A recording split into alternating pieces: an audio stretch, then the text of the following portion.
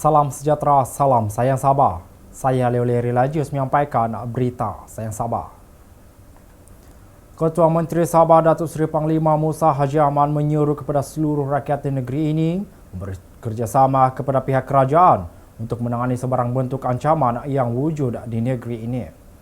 Menurut beliau, rakyat perlu terus memberi keyakinan kepada kerajaan dan pasukan keselamatan dalam menangani sebarang bentuk ancaman.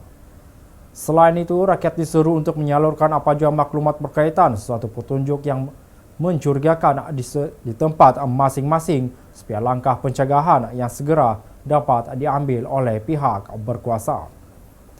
Beliau berkata demikian ketika sidang media sempena mesyuarat Jawatan Kuasa Kerja Keselamatan Negeri Sabah di Wisma Enterprise.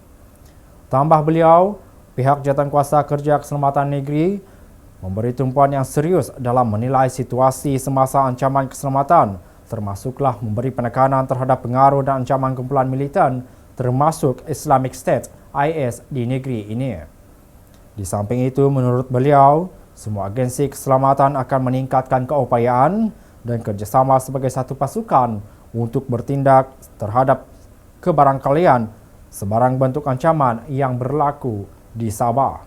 Jawatan Kuasa Keselamatan Negeri Sabah telah mengadakan mesyuarat pada hari ini dan JKKN Sabah telah membincang serta meneliti tentang situasi keselamatan di negeri Sabah dan bahawa situasi keselamatan semasa di Sabah ini adalah baik dan juga dalam keadaan terkawal. Yang penting rakyat diminta untuk terus yakin akan keadaan keselamatan di Sabah dan rakyat semua serta seluruh rakyat di Sabah diminta untuk bersama-sama kerjaan dalam menangani sebarang bentuk ancaman yang wujud. Yang penting juga rakyat diminta supaya menjadi mata dan telinga yang lebih rapat dengan kerjaan dan untuk supaya dapat menyalurkan apa juga maklumat berkaitan suatu petunjuk yang mencurigakan ataupun tempat masing-masing supaya langkah pencegahan yang segera dapat diambil oleh pihak berkuasa. Dan berarti kata rakyat mestilah bekerjasama dan memberi sokongan kepada kerajaan, iaitu menjadi mata dan telinga kepada kerajaan dan pihak tertentu, khususnya pihak keselamatan, supaya membuat apa laporan jikalau ada terdapat perkara-perkara ataupun tanda yang curiga. Jadi ini penting dan JKKN Sabah juga memberi tumpuan yang serius dalam menilai situasi semasa ancaman keselamatan negeri Sabah. JKKN telah memberi penekanan terhadap pengaruh dan ancaman kumpulan militan termasuklah Islamic States ataupun IS di Sabah. Pihak berkuasa keselamatan telah diarah untuk memantau secara dekat sebarang petanda atau bentuk ancaman yang wujud dan tindakan pencegahan secara berterusan akan diambil.